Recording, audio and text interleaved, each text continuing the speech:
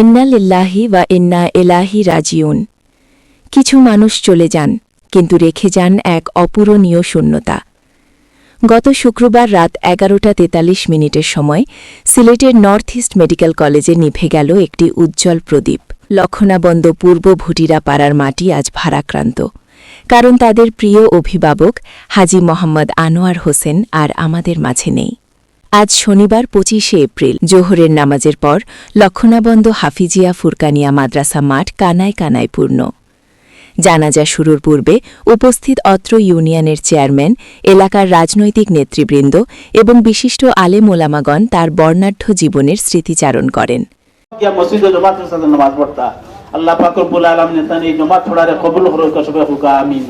এই যে প্রতিষ্ঠানের আঙ্গিনার দাঁড়াইয়া মাথিয়ার এটার ইয়ান থানাতে দেওয়া হয়েছে, জানেননি সবে।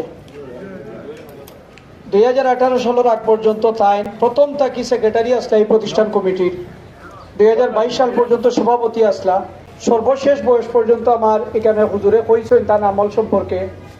আমার যতদিন এই পরিচয় হয়েছে দেখছি প্রকৃত একজন পরেজগার মানুষ হিসাবে তাকে দেখছি। আজকে আমরা দোয়া করি রাব্বুল আলামিন যেন তাকে জান্নাতুল ফেরদৌস দান করেন, তার পরিবার পরিজনকে ধৈর্য ধরার তৌফিক দান করেন। বাচ্চান যারা বিদেশ আসছেন সন্তানদের জন্য আল্লাহ ধৈর্য ধরার তৌফিক দান করেন। আর আজকের জানাজাত শরীক আর ছিল যেন সব এখান থেকে গুনাহ মাফ করে বিদায় করেন। আমিন। আসসালামু আলাইকুম। তাদের কণ্ঠে বারবার ফুটে উঠছিল এক নিরেট নির্লোভ মানুষের গল্প।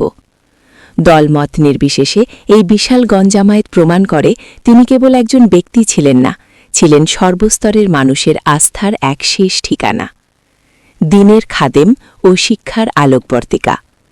হাজী আনোয়ার হোসেন ছিলেন দ্বীনের এক নিবেদিত প্রাণ খাদেম। লক্ষণাবন্দ হাফিজিয়া মাদ্রাসার জন্মলগ্ন থেকে এর প্রতিটি ইঁটের সাথে মিশে আছে তার ঘাম আর শ্রম। শিক্ষা বিস্তারে লক্ষণাবন্দ আদর্শ উচ্চ বিদ্যালয়ের উন্নয়নেও তিনি ছিলেন অগ্রসেনানী।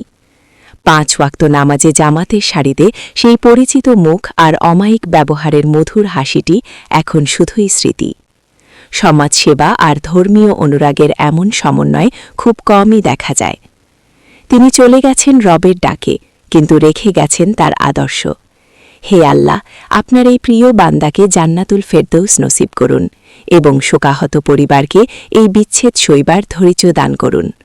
মরহুম হাজী মোহাম্মদ আনোয়ার হোসেন, আমরা তার বিদেহী আত্মার মাগফিরাত কামনা করছি।